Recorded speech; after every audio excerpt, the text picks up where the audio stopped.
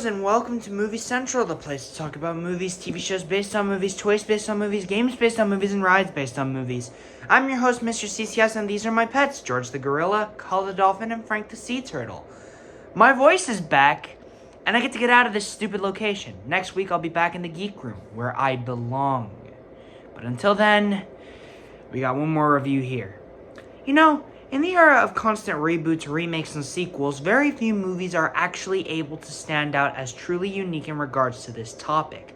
However, in my opinion, there are some that do manage to reboot a classic, but also create whole new ideas in general.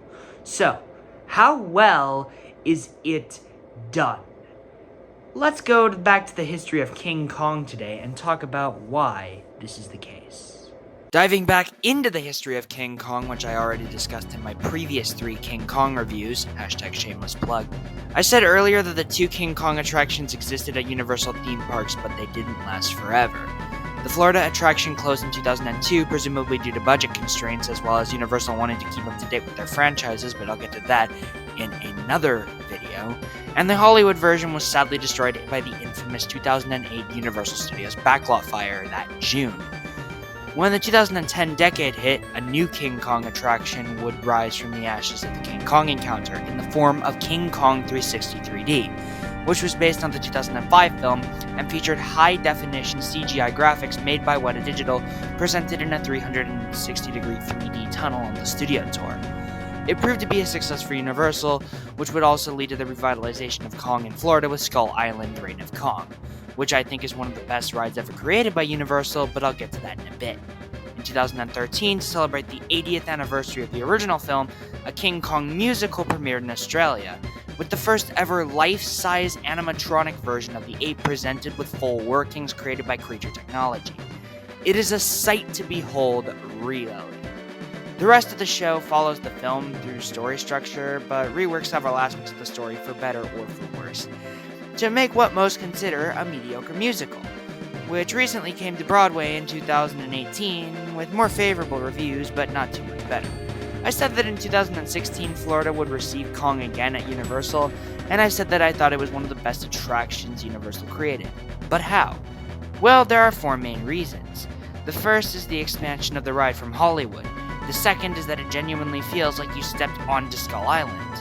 The third is that it has a good story that brings you into Kong's world. The fourth is that it marks the first of Universal's former attractions to be reborn into something new, which is something we should see more of in the future.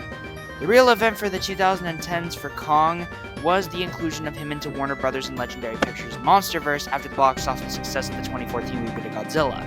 Kong would get his own solo movie, which would, in turn, set up a crossover between him and Godzilla in the future.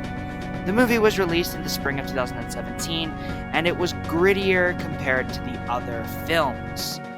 Also, the blood in this movie is really used well, with certain characters having deaths with blood showering on the camera. Yikes.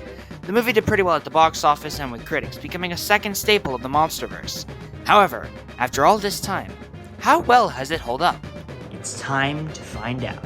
This is Kong, Skull Island.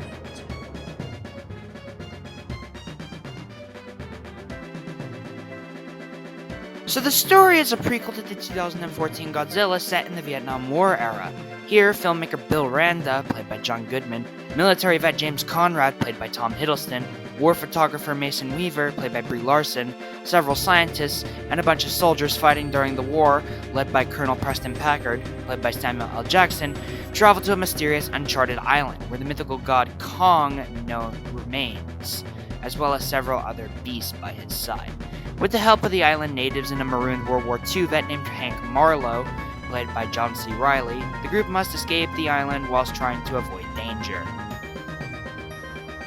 As you can probably tell, the story in this movie is a basic retelling of the first 2/3 of the original 1933 classic, skipping the New York finale in order to fit it within the story of the Monsterverse. Normally I would complain, seeing as how the only real reason some cinematic universes exist is to combat with Marvel. I'm looking at you, Dark Universe, DC Extended Universe, and Sony Spider-Man Universe. But I see this monster universe working out because, let's face it, there are plenty of monsters to tell story of. And Kong is no exception.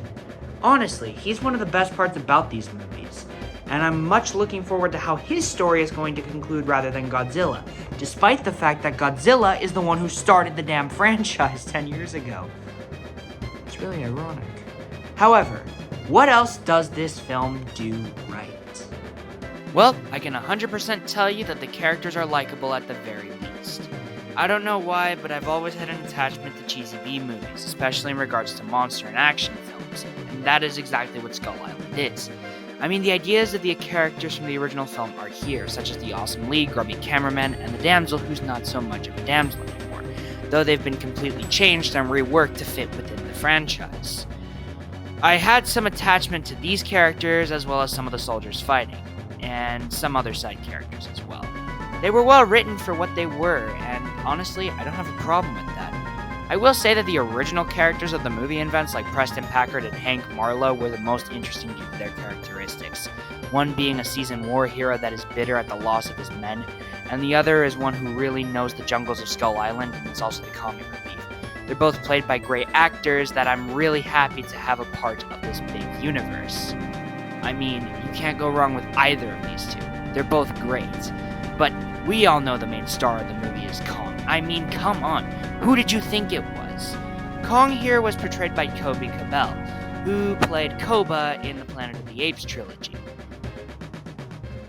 Kong has such a prominent presence in the Monsterverse thanks to Godzilla vs. Kong and Godzilla x Kong the New Empire, and this was one heck of a way to reintroduce the character to the big screen after 12 years, brought to life by spectacular motion capture by Cabell himself.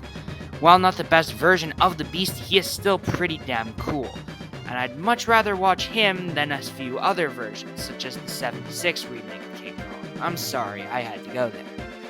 As far as the effects go, modern-day special effects were utilized to give us a very astounding-looking movie indeed. I cannot stress enough how good this movie looks, especially the ape and the other creatures that inhabit the island, such as the squid, the Skur Buffalo, and the Skull Crawlers.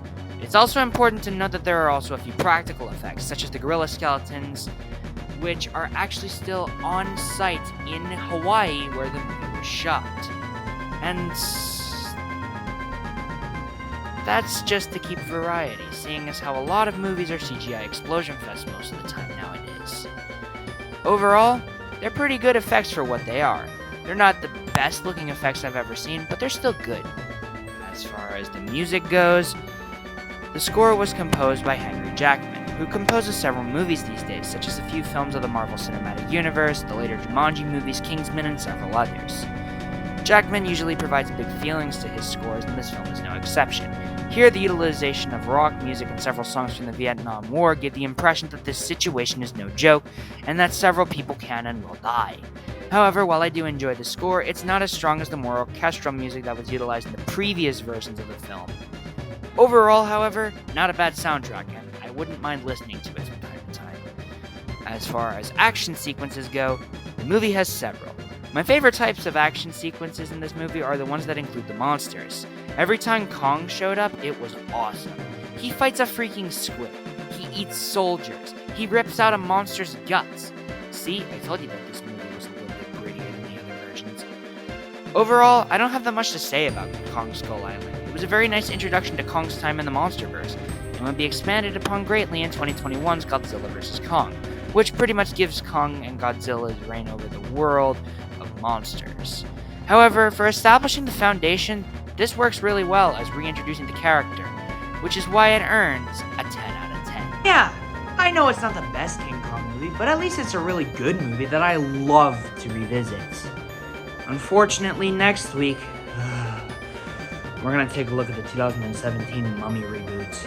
Not gonna lie, I'm terrified about how bad this is going to be. But until then, and with that said, my name is Mr. CCS, this is Movie Central, these are my pets, and that, my friends, is a wrap. See you next week, and pray for us all.